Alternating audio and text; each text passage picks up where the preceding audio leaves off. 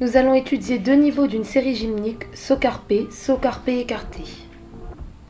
Afin de valider sa série, le pratiquant doit respecter différents critères, tels que la liaison simple entre les sauts, mais aussi des critères plus spécifiques au saut choisi. Le critère principal observé est « les jambes sont à l'horizontale ». Ce critère est fondamental pour valider chacun de ces sauts, selon le code de la Fédération internationale de gym. Voici un niveau expert.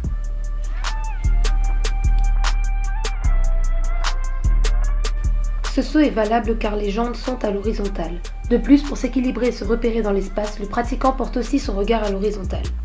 Lors de ce second saut, les jambes sont même au-dessus de l'horizontale, ce qui représente un niveau de maîtrise élevé. Voici désormais un niveau débutant.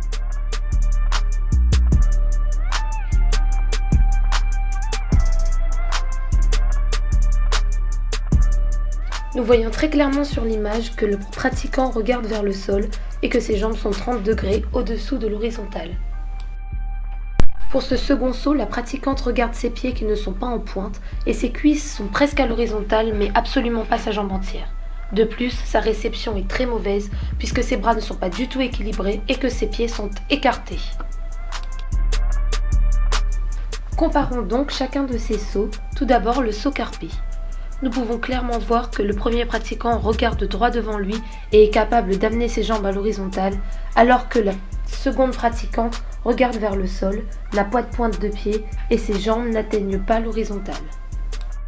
Lors du second saut, le saut carpé écarté, le premier pratiquant regarde toujours droit devant lui et a même ses jambes au-dessus de l'horizontale, ce qui représente un niveau de pratique élevé puisque s'il le fait en fin d'enchaînement et qu'il est fatigué, il pourra, en réduisant son niveau, être à l'horizontale. Tandis que la seconde pratiquante, même si elle est plus haute qu'à son premier saut puisque l'angle est de 15 degrés et non plus de 30, n'est toujours pas à l'horizontale et aura donc du mal à la placer dans un enchaînement.